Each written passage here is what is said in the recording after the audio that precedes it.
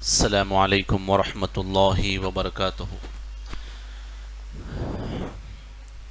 الحمد للہ رب العالمین، الصلاة والسلام علی رسولہ الکریم وعلی آلہ واصحابہ اجمعین، اما بعد۔ رب اشرح لی صدری ویسر لی امری واحلل عقدۃ من لسانی یفقہوا قولی۔ ہم سب سے پہلے اللہ سبحانہ و تعالیٰ کا شکر بجا لاتے ہیں اور بے شمار درود و سلام ہو نبی اکرم صلی اللہ علیہ وسلم پر کہ جن کی زندگی میں ہمارے لیے بہترین نمونہ ہے۔ کتاب التوحید کا جو ہے درس ہم لوگ سن رہے تھے، تو ہم جو ہے روزانہ ایک باب اس کا جو ہے پڑھ رہے ہیں، تو آج ہم انشاءاللہ 5واں اس کا جو باب ہے وہ شروع کریں گے۔ کل کا باب کیا تھا، کوئی بتا سکتے ہیں؟ کل کیا پڑھا تھا ہم نے؟ ہاں، کون سا باب؟ تو روزانہ ایک باب پڑھ رہے ہیں ہم، توحید کی فضیلت۔ سب سے پہلا توحید واجب ہے، پہلا باب آیا۔ دوسرا باب تھا کہ توحید جو ہے گناہوں کو مٹا دیتا ہے۔ جو بندے کے اندر توحید آ جاتی ہے، شرکی اعمال ختم ہو جاتے ہیں، تو اس کی یہ توحید کا گناہوں کے لیے یہ توحید کیا ہوگا؟ گناہوں کا کفارہ بن جائے گا۔ تیسرا باب تھا کہ جس کی توحید مضبوط رہے گی، جو توحید کا حق ادا کرے گا، اللہ تعالیٰ بغیر حساب کے جنت میں ڈالیں گے۔ 3 باب یہ شروعات کے تھے۔ چوتھا باب کل کا الخوف من الشرک، شرک سے ڈرتے رہنے کا باب۔ جہاں توحید کی اتنی فضیلتیں ہیں، وہاں پر رسول اللہ نے اور قرآن مجید میں اللہ تعالیٰ نے شرک سے ڈرنے کے تعلق سے آیتیں اور حدیثیں کئی ہم کو جو ہے ملتی ہے۔ تو شیخ نے یہ باب اس لیے باندھا کہ جہاں ہم اللہ تعالیٰ کی عبادت کر رہے ہیں، وہیں پر ہم شرک سے ڈرتے بھی رہیں۔ شرک کا ڈر ہوگا تبھی شرک سے بچیں گے، کیونکہ جو شخص شرک نہیں جانتا وہ توحید بھی نہیں جانتا، کیونکہ جتنی شرک کی معرفت ہوگی اتنا وہ اپنی توحید کو محفوظ کرے گا۔ کیونکہ توحید کیا ہے؟ اللہ کو ایک جاننا۔ شرک کیا ہے؟ اس کے ساتھ ملانا۔ شرک کا جتنا تعارف رہے گا، شرک اکبر، شرک اصغر، شرک اقسام، اور کیسے یہ عبادتوں میں داخل ہو جاتا ہے، تو بندہ اپنی توحید کو پروٹیکٹ کر سکے گا، بچا سکے گا شرک سے۔ اگر نہیں معلوم ہے تو پھر شرک اس کے اعمال میں داخل ہو جائے گا، تعویذوں کی شکل میں، یا پھر حجر کی شکل میں، پتھروں کی شکل میں، کہ میں کچھ ایک ایسا پتھر باندھ لوں گا یا پہن لوں گا، اس سے میری دنیا بدل جائے گی، ایک ڈوری میری دنیا بدل دے گی، ایک لیمو میرے جو ہے مصیبتوں کو دور کر دے گا۔ یعنی اس کی توحید میں کیا ہے؟ شرک طرح طرح سے داخل ہو جاتا ہے۔ بندے کو نہیں معلوم ہوتا کہ میری توحید میں اس سے کیا واقع ہو رہا ہے، شرک واقع ہو رہا ہے۔ تو شیخ نے شرک سے ڈرنے کا باب قائم کیا تھا کل، جو ہم نے کل سنا تھا کہ شرک سے ڈرتے رہنا چاہیے۔ اللہ کے نبی صلی اللہ علیہ وسلم بھی شرک سے بہت ڈراتے تھے اور خود بھی بہت ڈرتے تھے۔ ابراہیم علیہ السلام کے بارے میں بھی ہم نے کل دیکھا کہ وہ دعا کر رہے تھے، اللہ مجھے اور میری اولاد کو بتوں کی عبادت سے بچا کر۔ اور کل میں نے ایک حدیث آپ کے سامنے رکھی کہ اللہ کے نبی کہہ رہے تھے کہ اے اللہ، یعنی اللہ کے نبی کہہ رہے تھے کہ مجھے میری امت کے بارے میں سب سے زیادہ شرک اصغر کا ڈر ہے، یعنی ریاکاری کا۔ تو اللہ کے نبی بھی شرک سے بہت زیادہ ڈرتے تھے۔ کوئی ایک اور مثال دے سکتے کہ اللہ کے نبی کیسا جو ہے شرک سے ڈرتے تھے؟ یعنی شرک سے ڈرایا اللہ کے نبی، اور خود بہت ڈرتے تھے کہ کہیں شرک داخل نہ ہو جائے۔ اس کی کوئی اور مثال؟ ایک تو یہ ریاکاری کی میں کل جو ہے بیان کیا، کوئی اور مثال؟ تو اللہ کے نبی صلی اللہ علیہ وسلم جو ہے شرک سے ڈرتے تھے، اور اسی لیے اللہ کے نبی نے بیان کیا۔ کیا بیان کیا؟ اللہ کے نبی کہتے تھے اللہم لا تجعل خبری وثن یعبد۔ اللہ کے نبی نے کہا کہ اے اللہ، میری خبر کو ایسا بت نہ بنانا جس کی عبادت کی جائے۔ میری خبر کو ایسا بت نہ بنانا۔ کیا کر رہے؟ اللہ تعالیٰ سے دعا کر رہے ہیں کہ اللہ میری خبر کو ایسی جگہ مت بنا، ایسا بت نہ بنا کہ لوگ میری خبر کی عبادت کریں، کیونکہ اللہ کے علاوہ کسی کی عبادت کرنا کیا ہے؟ شرک ہے۔ اللہ کے نبی ڈرتے تھے کہ کہیں میری خبر کی عبادت شروع نہ کر دے، کیونکہ اللہ کے نبی آئے ہی اسی لیے تھے کہ اللہ کے علاوہ جن کی عبادت لوگ کر رہے ہیں اس سے ہٹا کر اللہ کے سامنے ان کو جھکایا جائے۔ یہ نبی کی آمد کا اصل مقصد تھا، اور امت اسی مقصد سے دور ہو گئی۔ اور پھر ایک اور دلیل، اللہ کے نبی رحمت للعالمین ہے۔ کیا ہے؟ رحمت للعالمین ہے، سب کے لیے رحمت بنا کر بھیجے گئے۔ لیکن بعض ایسے موقع بھی تھے، بعض ایسی خطرناک چیزیں بھی تھی کہ اللہ کے نبی نے اس کے لیے لعنت بھی بھیجا۔ کیا کہا اللہ کے نبی نے؟ لعن اللہ الیہود والنصارى، یہود و نصارہ پہ اللہ کی لعنت ہو۔ بولے کیوں؟ کہا اتخذوا قبور انبیائہم مساجد، جنہوں نے اپنے نبیوں کی خبروں کو مسجد بنا لیا، یعنی اپنے انبیاء کی خبروں پر سجدے کرتے ہیں۔ کہا لعن اللہ الیہود والنصارى، یہود و نصارہ پہ اللہ کی لعنت ہو، حالانکہ اللہ کے نبی کیا ہے؟ رحمت للعالمین۔ جب طائف کا واقعہ ہوا تو فرشتے نے آ کر کہا اللہ کے نبی آپ حکم دیجئے دونوں پہاڑوں کو ملا کے اس بستی کو تہز نہز کر دیں۔ اللہ کے نبی نے کہا نہیں، مجھے امید ہے ان کی نسلیں ایمان لائے گی، بھلے اتنا معاف کرنے والے، اتنا درگزر کرنے والے، لیکن شرک اتنا خطرناک عمل تھا کہ کہا یہود و نصارہ پہ اللہ کی لعنت ہو جنہوں نے اپنے انبیاء کی خبر کو سجدے گاہ بنا لیا۔ اور بھی ایسی بہت سارے ہم کو جو ہے دلائل ملتے ہیں جس میں اللہ کے نبی نے خبروں کو سجدے گاہ بنانے سے روکا۔ اب اس میں ایک سوال یہ ہے کہ اللہ کے نبی کی خبر سے افضل کسی کی خبر ہو سکتی پوری کائنات کے اندر؟ کسی کی ہو سکتی؟ اس میں کوئی دو رائے ہو ہی نہیں سکتا۔ اللہ کے نبی کی خبر سے افضل کسی کی خبر نہیں ہے۔ تو جب نبی کی خبر پہ یہ سب اعمال سے روک دیا گیا تو پھر اب اس کے علاوہ یہ کس کی اوقات اور حیثیت ہے کہ ایسے اعمال کسی دوسرے کی خبر پہ کی جائے؟ اللہ کے نبی نے کہا میری خبر پر عیدگاہ یعنی عید میلہ نہیں لگانا، مجاور بن کے نہیں بیٹھنا، میری خبر پہ سجدے نہیں ہونا۔ اللہ کے نبی اگر اپنے لیے روک دیے تو پھر یہ اب کسی اور کے لیے باقی کیا رہا؟ اللہ کے نبی نے شرک کا پتہ ہی کٹ کر دیا، اب کچھ ہونا ہی نہیں خبروں کے پاس۔ اور پھر کہا کہ اب آپ دیکھیے اللہ کے نبی صلی اللہ علیہ وسلم کا جو آپ کا جو خبر ہے وہ کہاں پر ہے بھی؟ حضرت عائشہ رضی اللہ عنہا کا حجرہ ہے وہ، جہاں پر آپ رہتے تھے۔ تو اللہ کے نبی صلی اللہ علیہ وسلم نے کہا کہ جہاں پر آپ خطبہ دیتے تھے وہ ممبر سے لے کر حضرت عائشہ رضی اللہ عنہا کا جو حجرہ ہے وہ ریاض الجنہ ہے۔ بولے ریاض الجنہ کا مطلب کیا ہے؟ جنت کی کیریوں میں سے ایک کیری ہے، باغوں میں سے ایک باغ ہے۔ بولے اب اس کائنات میں اس زمین سے پاک جگہ کچھ بھی نہیں ہے، اس کے مقابلے میں کوئی افضل ہے ہی نہیں جگہ پاکی کے اعتبار سے۔ اتنے افضل مقام پر ان تمام چیزوں سے روک دیا گیا تو پھر اب کون سی جگہ باقی رہ گئی کہ جہاں پر لوگ جو ہے بتوں کی خبروں کی عبادت کر رہے ہیں، سجدے کر رہے ہیں، نظر و نیاز کر رہے ہیں، ان سے امیدیں لگا کے بیٹھے ہوئے ہیں، اولاد مانگ رہے ہیں، اور ان کی خبروں پہ جو ہے کیا کر رہے ہیں؟ سجدے کر رہے ہیں، قربانی کر رہے ہیں۔ کیسے اجازت ہو سکتی ہے؟ کائنات کی سب سے عظیم شخصیت کی اگر خبر کا جائزہ لیں گے تو وہیں سے پتا چلے گا کہ کیسے اللہ کے نبی نے شرک کو جو ہے وہاں سے ختم کر دیا تھا۔ تو پھر اب کسی دوسرے کی خبر پہ یہ سب چیزوں کی گنجائش کہاں سے نکال سکتے ہیں؟ کیسے گنجائش مل سکتی ہے جب اللہ کے نبی کی خبر جو دنیا میں کائنات میں امام الانبیاء ہے ان کی خبر میں ان سب چیزوں سے روک دیا گیا؟ اب کسی کی حیثیت باقی رہی اس کے بعد؟ اللہ کے نبی اپنی خبر کے تعلق سے حدیثیں بیان کی کہ میری خبر کو سجدے گاہ مت بناؤ، اور لعنت بھیجے یہود و نصارہ پہ جنہوں نے انبیاء کی خبروں کو سجدے گاہ بنا لیا تھا۔ تو آج ہم کو تھوڑا ٹھنڈے دماغ سے سوچنا چاہیے کہ نبی جو اللہ تعالیٰ سب سے زیادہ محبت کس سے کرتے، تو نبی کی خبر پر یہ سب نہیں ہو رہا نا میرے بھائی، تو پھر کسی اور کی خبر پہ کیسا ہو سکتا؟ اب اللہ کے نبی صلی اللہ علیہ وسلم یعنی ہم عمرہ کے لیے جاتے، طواف کس کا کرتے ہیں؟ تو پوری کائنات میں طواف چکر لگانے کے اعتبار سے کسی کا چکر جائز نہیں ہے سوائے کعبے کے، اس کے علاوہ کسی کا طواف نہیں کر سکتے۔ مسجد نبوی کا طواف بھی جائز نہیں ہے، اللہ کے نبی کی خبر کا طواف بھی جائز نہیں ہے، تو پھر دوسری خبروں کا طواف کیسا ہو سکتا؟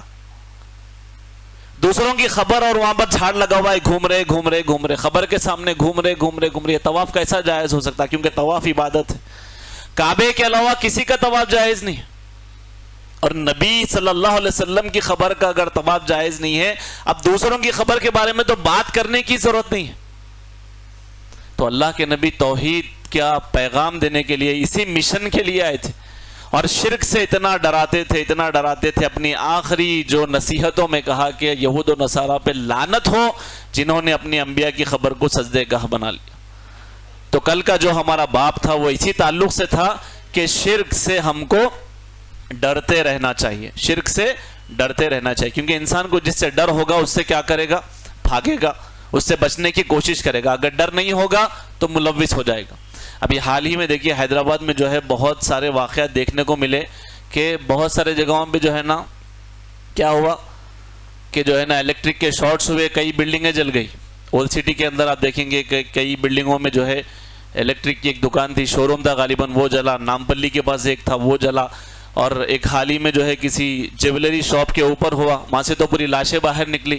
جب یہ منظر کو دیکھ رہے, باہر لوگ رو رہے, بچے اندر جل رہے, ماں جو ہے تڑپ رہی, بچے والد اگر تڑپ رہی, ان کی تڑپ کو دیکھ کے ایسا دکھ رہا کہ دنیا میں جلنے کو اتنی تکلیف سے محسوس کر رہے کہ آئے ہے یہ کیا ہو گیا, ہمارے سامنے جو ہے ناشیں جل رہی. اگر شرک کر کے مر گئے تو اللہ تعالیٰ جہنم میں ہمیشہ جلانے والے ہیں, لیکن اس کے تعلق سے کوئی فکر نہیں, اس کے تعلق سے کوئی خوف نہیں ہے کہ یہ شرکی اعمال اپنی زندگی سے نکال دوں میں اللہ کی عبادت کر کے اگر مر گیا تو میں جہنم میں جلنے سے تو بچ جاؤں گا. یہ سب ہمارے سامنے اللہ تعالیٰ منظر کو لا رہا کہ ہمارے سامنے ہم اس آگ کو برداشت نہیں کر رہے, جبکہ جہنم کی آگ کے مقابلے میں 70 مرتبہ اس کو ٹھنڈی کر کے دنیا میں بھیجا گیا تو اس کی یہ کیفیت ہے کہ انسان کو جلا کے راکھ کر دیتی. تو پھر جہنم کی آگ کی کیا کیفیت ہے؟ کس قدر اپنے ایمان کی فکر کرنا ہے, کس قدر شرک سے ڈرنا ہے, کس قدر اپنے آپ کو بچانا ضروری ہے, اس سے آپ اندازہ لگائیے. تو یہ کچھ باتیں تھی جو کل کے باب کے حوالے سے میں بتا رہا تھا کہ خوف من الشرک, شرک سے ڈرتے رہنا چاہیے تاکہ اس سے بچے, اپنے آپ کو بچائے, اپنی اولاد کو بچائے. ہم ہمارے اولاد کے مستقبل کی اتنی فکر کرتے کہ گاڑی جو ہے چلا رہے تو سکھا کے دیتے, ایسا چلائیے, ایسا کریے, نقصان ہو جائے گا. پھر ایگزام میں اگر بھیج رہے تو پورا جو ہے اچھا ٹیوشن لگا کے فیل نہیں ہو جانا. دنیا کے نقصان کی اتنی فکر ہے تو سوچئے اگر شرک کر کے اگر وہ بندہ مر گیا تو پھر ہمیشہ جہنم میں. اگر ہماری آنکھوں کے سامنے اگر ہماری نسلوں کو جہنم میں ڈال دیا جائے تو پھر یہ ہمارے لیے کیسا منظر ہوگا میدان محشر کے اندر. دنیا میں اچھا موقع ہے کہ اپنے آپ کو شرک سے روکے, اپنی اولاد کو شرک سے روکے. عبادت اللہ کا حق ہے, اللہ کے سوا کسی کو نہیں دے سکتے. اب ہم کیا سمجھتے ہیں, نماز عبادت ہے, اللہ کے لیے پڑھ رہا ہوں, روزہ اللہ کے لیے رکھ رہا ہوں, قربانی میں کسی اور کے لیے بھی کر لیتا ہوں. نہیں, قربانی بھی عبادت ہے. فَصَلِّ لِرَبِّكَ وَانْحَرْ, نماز پڑھو اور قربانی کرو. تو قربانی اللہ کے علاوہ کسی اور کے نام کی نہیں دے سکتے, کسی اور کے نام کے بکرے ذبح نہیں کر سکتے, کسی اور کے آستانے پہ ذبح نہیں کر سکتے, کیونکہ یہ عبادت ہے, یہ اللہ کا حق ہے. اسی طریقے سے توکل کرنا, بھروسہ کر کے زندگی گزارنا, توکل عبادت ہے. اللہ تعالیٰ نے کہا جو ایمان والے ہیں وہ اللہ پہ بھروسہ کرتے, تو اب خبروں پہ بھروسہ کر کے زندگی نہیں گزار سکتے, کیونکہ توکل عبادت ہے, اللہ پہ بھروسہ کر کے زندگی گزارنا. اسی طریقے سے رجا, امید لگا کے بیٹھنا عبادت ہے, اللہ کے علاوہ کسی اور سے امید نہیں لگا سکتے. ہمارا توکل کتنا کمزور ہو گیا, ہم ڈوری پہ بھروسہ کر رہے, ہم دھاگے پہ بھروسہ کر رہے, ہم جو ہے منکوں پہ اور جو انگوٹی رہتی اس کے نگینوں پہ بھروسہ آ گیا, اللہ کی ذات سے بھروسہ ہٹ گیا. حالانکہ مصیبت کو بھیجنے والا اللہ تعالیٰ ہے, مصیبت سے نجات دینے والا اللہ تعالیٰ ہے, بیماری دینے والا اللہ تعالیٰ ہے, شفا دینے والا اللہ تعالیٰ ہے. لیکن جب بندہ توحید کو چھوڑ کے شرک میں مبتلا ہوتا, اللہ تعالیٰ اس کی عقل کو اتنا معاف کر دیتے, اس کی عقل اتنی کم ہو جاتی کہ اپنے ہاتھ سے بنی ہوئی چیزوں پہ توکل کر کے سمجھتا کہ اب یہ میرے کو اولاد دیں گے, یہ مجھے نجات دیں گے. ڈوریوں پہ, دھاگوں پہ, لیموں پہ اس کا توکل کہاں چلے گیا, اللہ کے مقابلے میں ان کو لا کے کھڑا کر دے. اللہ تعالیٰ توفیق دے, شرک کے تعارف کو حاصل کریے, توحید کا تعارف حاصل کریے. نمازوں سے بڑھ کے ہے توحید کا علم, نمازوں سے بھی زیادہ ضروری ہے. اگر اس میں گڑبڑ ہے تو پورے اعمال گئے. یعنی گھر کی عمارت بنا رہے ہیں تو آپ کیا کرتے ہیں, عمارت کا جو فاؤنڈیشن ہے وہ مضبوط رہنا, اس کے بعد اب اس پہ جو بھی سلیب ڈالتے جائیں گے وہ ٹکے ہوا رہیں گا. اگر توحید کمزور ہے, اب نماز پڑھ رہے, تراویح پڑھ رہے, عمرے کر رہے, حج کر رہے, سب اللہ تعالیٰ ضائع کر دیں. ایک ایسا جیب میں ہمارے مال ڈال رہے جس کا جیب نیچے سے کیا ہوا, پھٹا ہوا ہے, جتنا بھی اندر ڈال رہے وہ ضائع ہو رہا ہے. توحید کمزور ہے, شرکیہ اعمال ہے, اب عبادتوں پہ عبادت کر رہے, سب ضائع ہو جائیں گا. تو دنیا میں اللہ تعالیٰ انبیاء کو اسی لیے بھیجا تھا کہ وہ لوگ اللہ کی ربوبیت کو مانتے تھے کہ اللہ ہی بارش برساتا, اللہ ہی وہ کرتا, اللہ ہی اولاد دیتا. تو انبیاء کو بھیج کر اللہ نے ان امتوں کو اسباق دیے کہ جب تم مانتے ہو کہ وہ اللہ تعالیٰ بارش برسانے والا ہے, موت اور حیات کا مالک ہے, تو عبادت اس اکیلے کی ہی کرو. یہی بولنے انبیاء کرام آئے تھے. اور اسی دعوت سے جو ہے یہ امت آج بہت دور نظر آتی ہے. اس کے بعد ایک باب جو شیخ نے قائم کیا کہ جب ہم جان چکے ہیں کہ توحید کی فضیلت کیا ہے, توحید واجب ہے, اور ایک فضیلت کیا ہے توحید کی کہ جب توحید پہ قائم رہیں گے تو یہ گناہوں کا کفارہ بن جائے گا. توحید کیا ہے, یہ جب انسان کا توکل مضبوط ہوگا تو بغیر حساب کتاب کے جنت میں بھی جائے گا. جب یہ 3 باب شیخ نے اچھے سے سمجھا دیے تو چوتھے باب میں کیا کیا شیخ نے؟ شرک سے ڈرایا. کس سے ڈرایا؟ شرک سے ڈرایا. کیوں ڈرایا؟ کیونکہ شرک کا اگر ڈر ہوگا تو توحید کو ہم محفوظ کریں گے, توحید کی حفاظت کریں گے ہماری. یہ جب 4 باتیں وضاحت ہو گئی تو شیخ نے ایک باب قائم کیا, کہا باب الدعاء الی شہادتی اللہ الہ الا اللہ, لا الہ الا اللہ کی طرف دعوت دینے کا باب. جب آپ سمجھ گئے کہ توحید کی بہت اہمیت ہے, جب آپ سمجھ گئے کہ اس کی اتنی ساری فضیلتیں ہیں, پھر آپ یہ بھی سمجھ گئے کہ شرک کی قباحت کیا ہے, شرک کتنا خطرناک جرم ہے, شرک کتنا خطرناک برا عمل ہے. جب آپ کو یہ سب چیزوں کی وضاحت ہو گئی تو اب کیا کرنا ہے؟ دعوت کو لے کے گھر میں بیٹھ جانا, سو جانا. جب صحابہ کے پاس اللہ کے نبی یہ دعوت کو دیے نا, جب صحابہ کو یقین ہو گیا کہ اللہ سبحانہ و تعالیٰ ہی خالق ہے, اللہ ہی کی عبادت کرنا ہے, اس کے علاوہ کسی کی عبادت نہیں ہے, اس کے علاوہ عبادت شرک ہے اور شرک جہنم میں لے کے جاتا. جب صحابہ کو وضاحت ہو گئی, لا الہ الا اللہ کا پیغام مل گیا, تو کیا کرے صحابہ؟ بتائیے کیا کرے؟ گھر میں بیٹھ گئے, ہاں بھائی اب اللہ کی عبادت کرو, برے ٹھیک ہے, کیا ہے کلمہ بتائیے, ہاں لا الہ الا اللہ محمد رسول اللہ, پڑھ لیا, دیکھیے ہو گیا, آپ جنت میں چلے آتا ہوں میں, ٹھیک ہے جائیے, آپ ایسا بھیج دیے. جب گواہی ان کو ملی تو اتنے بے چین تھے لوگوں کے سامنے اس گواہی کا اقرار کرنے کے لیے کہ جیسا ہی کلمہ پڑھتے آ کے لوگوں کے سامنے اپنے ایمان کی گواہی دیتے, اس گواہی کی وجہ سے ان کو اتنی تکلیفیں دی گئی, ہر تکلیف کو برداشت کیے لیکن توحید کی دعوت دیتے رہے. حضرت سمیہ رضی اللہ تعالی عنہا کے شرمگاہ میں ابو لہب نے چھرا مار دیا, بڑی بے دردی کے ساتھ آپ کو شہید کر دیا.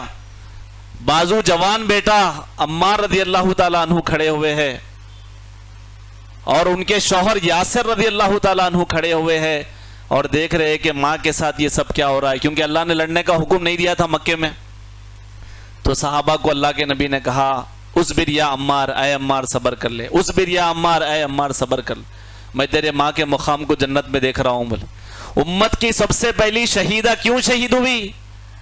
اسی توحید کی وجہ سے شہید ہوئی. ہم بھی توحید کو قبول کیے, ہم بھی شرک سے بچنے کا دعویٰ کر رہے, لیکن آج تک ایک گالی بھی سننے کو نہیں ملی اس شرک اور توحید کے لیے ہمارے لیے.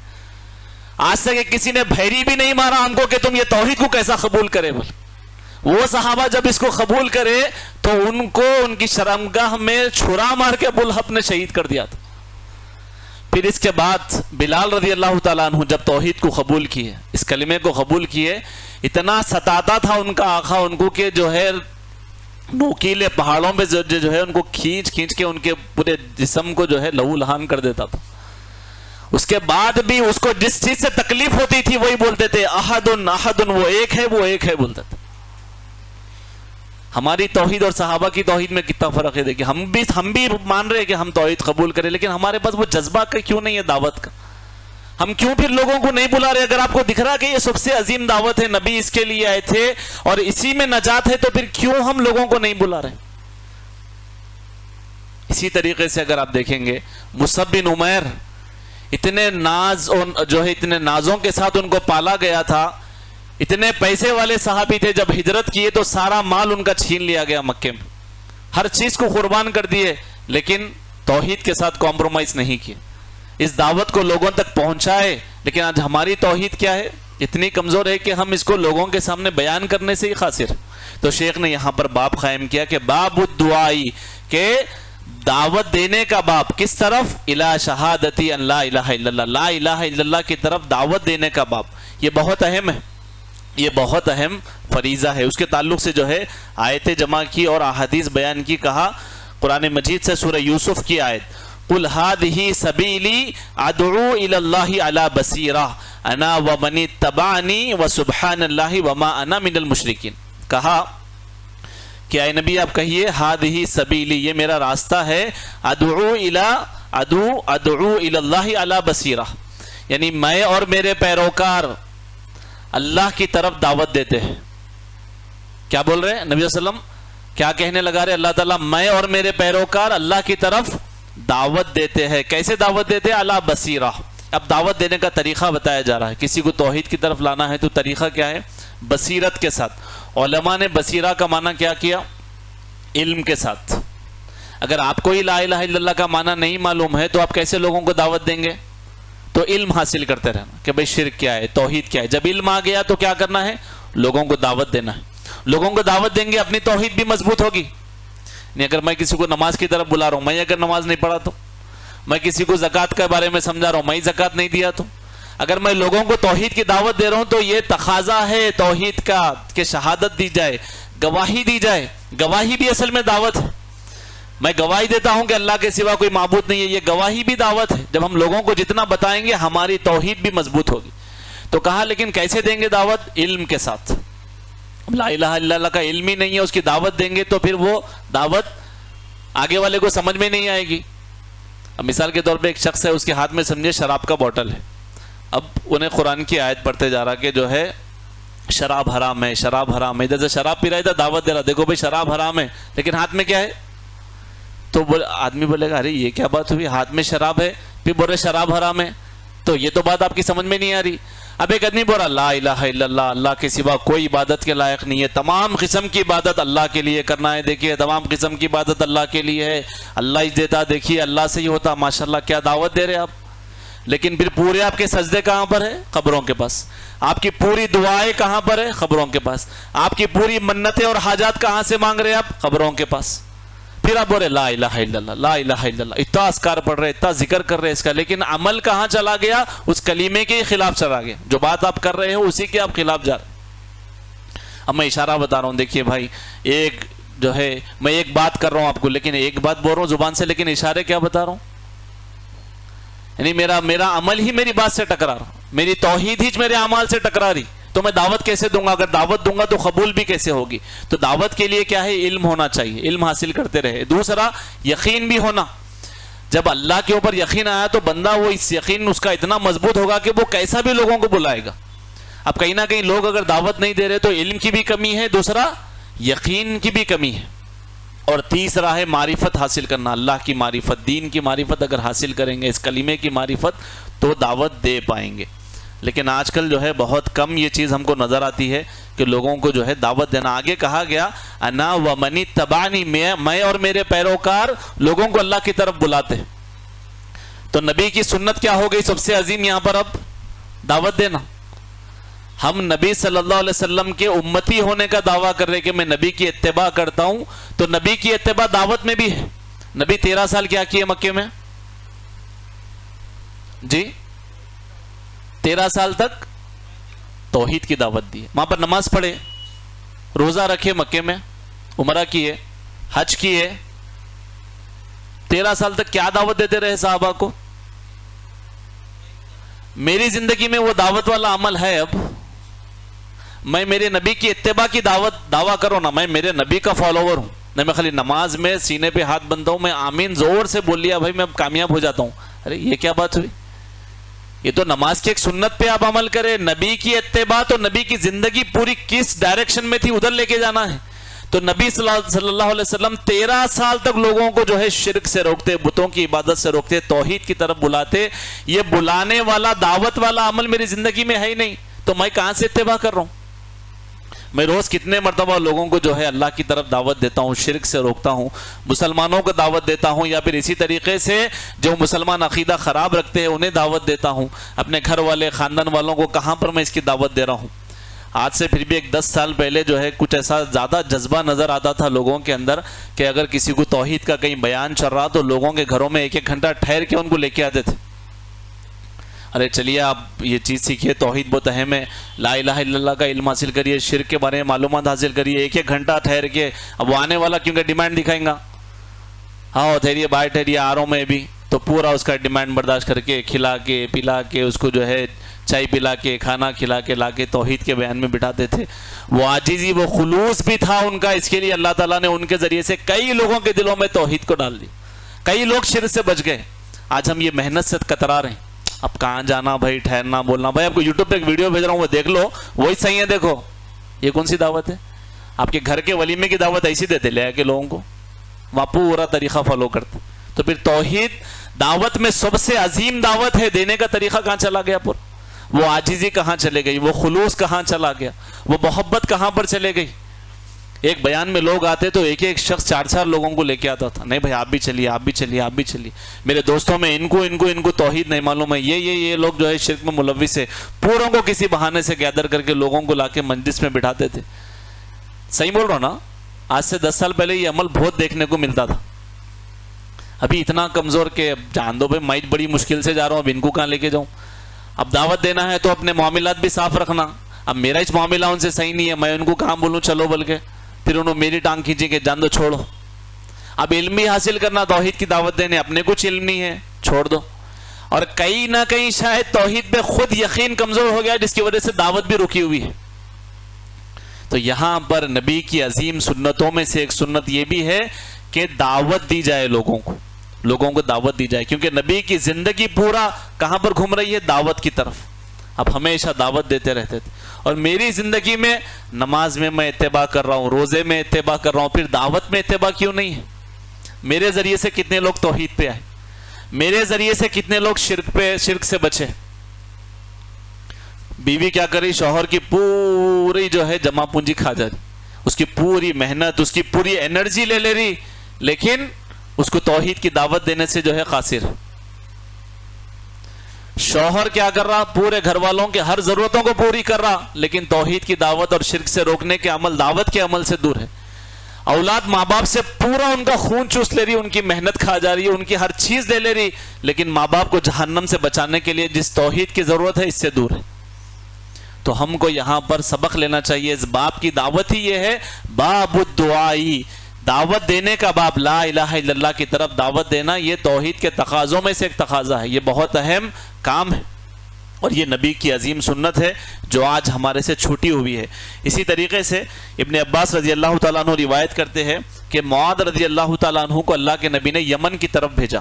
کہاں بھیجا؟ یمن کی طرف۔ تو کہا اللہ کے نبی نے معاذ رضی اللہ تعالیٰ عنہ کو کہا، انک تأتی قوما من اہل الکتاب فلیکن اول ما تدعوہم الیہ۔ اے معاذ بن جبل، کہا معاذ تم کو جہاں بھیجا جا رہا ہے وہ جو ہے، تو یہاں پر کہا اے معاذ ہم تمہیں، اللہ کے نبی نے کہا کہ یمن کی طرف بھیجا، اور کہا کہ تم جس قوم کے پاس جا رہے ہو وہ اہل کتاب میں سے ہے۔ اہل کتاب مطلب یہودی، عیسائی، ان کی طرف جو ہے اللہ کے نبی نے بھیجا۔ کہا اے معاذ وہاں جاؤ، اور کہا شہادتی ما تدعوہم الیہ، کہا فَلْيَكُنْ أَوَّلَ مَا تَدْعُوهُمْ إِلَيْهِ، سب سے پہلے انہیں دعوت دینا شہادتی اللہ الہ الا اللہ، یعنی لا الہ الا اللہ کی سب سے پہلے دعوت دینا۔ کس کی دعوت دینا؟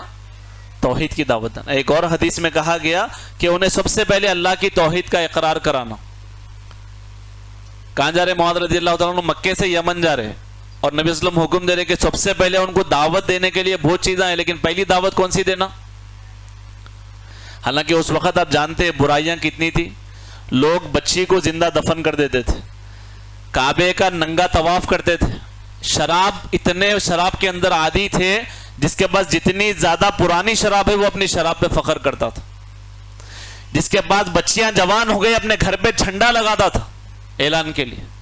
ہر قسم کی برائی اس دور میں موجود تھی، لیکن ان ہر قسم کی برائی میں اللہ کے نبی نے سب سے پہلے جس برائی کو کاٹنے کا کام کیا وہ شرک کو کاٹنے کا کام کیا۔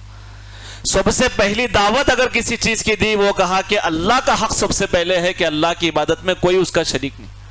برائیاں تو آج بھی بہت ہے، اس وقت میں بھی بہت تھی، لیکن اللہ کے نبی پہلے کس کو پکڑے؟ شرک کو ختم کی۔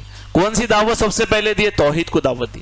دلیل کیا ہے؟ معاذ رضی اللہ تعالیٰ عنہ کو یمن بھیجا، کہا سب سے پہلے انہیں توحید کی دعوت دیں، اگر وہ اس کو مان لے کہ لا الہ الا اللہ کی اگر وہ گواہی دے دے، فَإِنْهُمْ أَطَاعُوا لِذَلِكَ، جب وہ اس کی اطاعت کر لے، آپ کی بات کو مان لے، فَعَلِمْهُمْ أَنَّ اللَّهَ افْتَرَضَ عَلَيْهِمْ 5 صلوات فِي كُلِّ يَوْمٍ وَلَيْلَةٍ، تو پھر انہیں دعوت دینا کہ 5 وقت تمہارے دن اور رات میں تمہارے اوپر نماز فرض ہے۔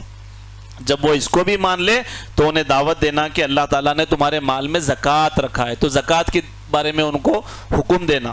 پھر جب وہ، یعنی زکوٰۃ کیا ہے کہ امیروں کے پاس سے مال لیا جائے اور غریبوں کے حوالے کیا جائے، اور کہا اللہ کے نبی نے مال میں خیال رکھنا کہ قیمتی مال مت لو ان کا، اور نہ بالکل گھٹیا لو، بلکہ جو ایوریج ہے وہ جو ہے ان سے مال لیا جائے. اور کہا واتقی دعوت المظلوم، اور مظلوم کی بد دعا سے آئے معاذ بچتے رہنا. کیوں بچنا مظلوم کی بد دعا سے؟ کسی کے اوپر ظلم ہوتا اس کی بد دعا نہیں لینا، کبھی کسی کے اوپر ظلم کر کے بد دعا نہیں لینا. کیوں نہیں لینا؟ ہاں، کیونکہ اللہ کے نبی نے کہا فَإِنَّهُ لَيْسَ بَيْنَهَا وَبَيْنَ اللَّهِ حِجَاب، مظلوم اور اللہ کے درمیان میں کوئی حجاب نہیں ہے. بولے اس کے اور اللہ کے درمیان کوئی حجاب نہیں ہے. جو بد دعا تمہارے بارے میں کرے گا قبول ہو جائیں، تو اس کی بد دعا سے بچنا. تو یہاں پر اس حدیث کا شیخ کا لانے کا مقصد کیا ہے جانتے ہیں آپ؟ شیخ کا مقصد یہ ہے دعوت میں سب سے پہلے توحید کی دعوت، شرک سے سب سے پہلے روکنا ہے لوگوں. ہمارے نے اتنی برائیاں ہیں، سب اس کے پیچھے پڑے ہوئے، شرک کو کسی کو نظر ہی نہیں آ رہا اور توحید کی دعوت کو پیچھے ڈال دی. آپ جانتے ہیں جنت، ہماری نمازیں ہماری جنت کے دروازے کو نہیں کھول سکتی، ہمارے روزے ہماری جنت کے دروازے کو نہیں کھول سکتے. توحید ہے جس کی وجہ سے ہمارے جنت کا دروازہ کھلے گا. اللہ تعالیٰ تمام اعمال کا اجر دیں گے کب؟ اگر توحید اچھی ہے. اگر اعمال میں شرک ہے تو اللہ تعالیٰ تمام اعمال کو ہمارے ضائع کر دیں. تو توحید سب سے زیادہ ضروری ہے، توحید سب سے پہلے ہے. توحید اگر ہے تو پھر باقی چیزوں کا اجر ملے گا، اگر توحید نہیں ہے تو پھر کچھ بھی نہیں. نبی نمازی جو ہے کب بنے؟ نمازی کب بنے؟ یعنی نماز کب پڑھے؟ مدینے میں آنے کے بعد. حج کب کیے؟ مدینے میں آنے کے بعد. لیکن پہلے کیا ہے؟ دائی ہے رسول اللہ، دعوت دے رہے ہیں توحید کی طرف. تو ہر مسلمان دائی ہونا، ہر مسلمان کیا کرنا؟ دعوت کا کام کرنا، اپنے علم کے مطابق اپنے آپ کو، اپنے گھر والوں کو، سب کو جو ہے توحید کی دعوت دینا اور شرک سے روکتے رہنا چاہیے. یہ بہت زیادہ ضروری ہے. اور اسی طریقے سے بلال رضی اللہ تعالیٰ عنہ کے بارے میں اللہ کے نبی نے کہا کہ میں نے بلال جنت میں تجھے مجھ سے آگے آگے پایا. بولے تو ابن قیم نے اس کے اوپر لکھا کہ آگے آگے پانے کا مطلب کیا ہے کہ یہ اصل میں نبی صلی اللہ علیہ وسلم کا پروٹوکول ہے. اللہ کے نبی چل رہے ہیں، آگے آگے بلال. اگر کوئی بڑا شخص چلتا ہے تو لوگ اس کے آگے آگے چلتے ہیں، تو بلال آگے آگے رہیں گے. کیوں بلال رضی اللہ تعالیٰ عنہ کو یہ مقام ملا؟ اتنا بڑا مقام کہ نبی ہے اور نبی کے آگے آگے بلال چل رہے رضی اللہ تعالیٰ عنہ جنت میں. کیا ہے وجہ اس کی؟ کون تھے بلال رضی اللہ تعالیٰ عنہ؟ مؤذن تھے، اذان دیتے تھے. اذان میں کیا ہے؟ توحید کی دعوت ہے. توحید کی دعوت دینے کی وجہ سے، اذان کی وجہ سے اتنی بڑی فضیلت ملی کہ نبی کے آگے آگے رہیں گے. علماء نے لکھا کہ پھر ابو بکر اور عمر کیوں نہیں ہے آگے آگے؟ کیونکہ بلال رضی اللہ تعالیٰ عنہ کے بارے میں آتا ہے کہ خاص نماز کے معاملے میں سب سے پہلے مسجد میں آتے تھے اور اذان دیتے تھے. یہ مؤذنین کا، توحید کی دعوت دینے والوں کا مقام ہے میدان محشر. کالے کلوٹے تھے، غلام تھے، حبشی غلام تھے، لیکن اللہ کے پاس اتنا بڑا مقام تھا کہ نبی صلی اللہ علیہ وسلم کے ساتھ آگے آگے جنت میں رہیں. آج ہم ان توحید کی دعوت کو دینے والے مؤذنین کے پاس، ہمارے پاس کیا مقام ہے؟ کیونکہ توحید کا مقام نہیں ہے، اسی لیے بلانے والے کا بھی مقام نہیں ہے ہمارے پاس. لیکن وہ لوگ مبارک ہے کیونکہ اللہ تعالیٰ ان کو عزت دے دیا میدان محشر میں. جنت میں اتنا بڑا مقام دیں گے اللہ تعالیٰ انہیں. یہ برکت کس کی ہے؟ توحید کی ہے. اسی طریقے سے سہل بن سعید رضی اللہ تعالیٰ عنہ روایت کرتے ہیں، صحیح بخاری مسلم کی حدیث، اللہ کے نبی صلی اللہ علیہ وسلم اور معاذ رضی اللہ تعالیٰ عنہ کے بارے میں یہ بھی ہے کہ حلال و حرام کا علم سب سے زیادہ تھا آپ کو. اللہ کے نبی نے کہا قیامت میں معاذ میرے امت کے علماء کی قیادت کریں گا. بولے اور معاذ رضی اللہ تعالیٰ عنہ یمن میں تھے. واپس جب آئے نا تو اللہ کے نبی صلی اللہ علیہ وسلم ایک جگہ رونا شروع کر دیے. ایک جگہ پہ جا کے رو رہے تھے. کیوں رو رہے تھے؟ کیونکہ اللہ کے نبی نے کہا اے معاذ تم یمن جا رہے ہو، جب تم واپس آؤ گے شاید تم میری خبر کے پاس سے گزرو گے. بولے یعنی تمہارے تک میری وفات ہو جائے گی. تو وہ اس بات کو یاد کر کے رو رہے تھے. آپ جانتے اتنے بڑا مشن اتنا بڑا تھا کہ یمن میں دعوت کا کام کرتے رہ گئے، یہاں پر اللہ کے نبی صلی اللہ علیہ وسلم کی وفات ہو. توحید کی دعوت کی اہمیت کتنا بڑا کام ہے. وَمَنْ أَحْسَنُ قَوْلًا مِّمَّنْ دَعَا إِلَى اللَّهِ وَعَمِلَ صَالِحًا. اللہ نے کہا تم میں سب سے بہترین بات کرنے والا وہ ہے، تم میں سب سے بہترین بات اس کی ہے جو لوگوں کو اللہ کی طرف بلائے اور نیک عمل کرے اور کہے کہ میں مسلمانوں میں سے ہوں. جب علم نہیں رہتا اور ہم دعوت کا کام کرتے یقین کے بغیر تو کیا ہوتا؟ توحید کی طرف دعوت دینے کے بجائے دائی کیا کرتا؟ اپنی طرف دعوت دے لیتا. آج کئی لوگ کیا کر رہے؟ لوگوں کو اپنا مریدیج بنا رہے ہیں، اپنی طرف دعوت دے رہے. ارے اپنی طرف دعوت مت دو، اللہ کی طرف دعوت دو، اللہ کی طرف بھیجو. اللہ کی توحید سکھاؤ، اللہ کی طرف سجدے کرنے کے بارے میں بتاؤ، اللہ سے دعائیں کرنا سکھاؤ، اپنی طرف نہیں اللہ کی طرف بلاؤ۔ جب توحید کمزور ہوگی تو شخص کیا کرے گا؟ کم علمی کی بنیاد پہ اپنی طرف دعوت دے گا۔ اللہ حفاظت کر۔ اسی طریقے سے سہل بن سعید، یہ بڑی عمر کے صحابی تھے، یہ بہت بڑی عمر کے صحابی تھے۔ بڑی عمر یہ فائدہ مند ہے نہیں ہے جی؟ عمر لمبی رہنا یا کم رہنا چاہیے؟ جی جی، عمل رہنا، ماشاءاللہ صحیح جواب۔ کیونکہ اللہ کے نبی صلی اللہ علیہ وسلم سے پوچھا گیا کہ من افضل الناس، لوگوں میں سب سے افضل کون ہے؟ پوچھا لوگوں میں سب سے افضل کون ہے؟ تو اللہ کے نبی نے کہا وہ شخص جس کی عمر لمبی ہے لیکن عمل نیک ہے۔ بولے عمر لمبی مل گئی لیکن زندگی میں نیک عمل ہی نہیں ہے تو پھر صحابی نے پوچھا اللہ کے نبی سب سے برا کون ہے لوگوں میں؟ تو اللہ کے نبی نے کہا سب سے برا انسان وہ ہے جس کو لمبی عمر ملی لیکن اچھا عمل نہیں ہے اس کے پاس۔ اور پھر ایک حدیث میں جب یہ اسباق پڑھ رہا تھا تو ایک دو حدیث میرے پاس سے گزری، میں چاہا کہ میرے لیے بھی نہیں تھی، میں بھی پہلی مرتبہ پڑھا تو میں چاہا کہ آپ لوگوں کو سناؤں۔ اللہ کے نبی نے ایک حدیث میں کہا اذا بلغ الرجل من امتی 60 سنہ، جب انسان 60 سال کا ہو جاتا، خاص کر حدیث میں لفظ آیا 60 کا، جب 60 سال کا ہو جاتا تو اللہ کے نبی نے کہا فقد اعذر اللہ الیہ فی عمرہ، اللہ تعالیٰ اس عمر میں اس کا کوئی عذر قبول نہیں کرتے۔ بولے پھر اللہ اکبر، جب بندہ 60 سال کا ہو جاتا اس عمر میں اللہ تعالیٰ اس کے عذر کو قبول نہیں کریں گے۔ کیوں؟ کیونکہ اللہ تعالیٰ اتنی لمبی زندگی دے دیا، اتنے تجربات، اتنے تمہارے سامنے حالات آ گئے، تم دنیا کو پورا دیکھ لیے لیکن اب بھی تم رجوع اللہ نہیں کر رہے، تم ابھی بھی سچے دل سے اللہ کی طرف نہیں پلٹ رہے، کون سی عمر کے انتظار میں بیٹھے ہوئے؟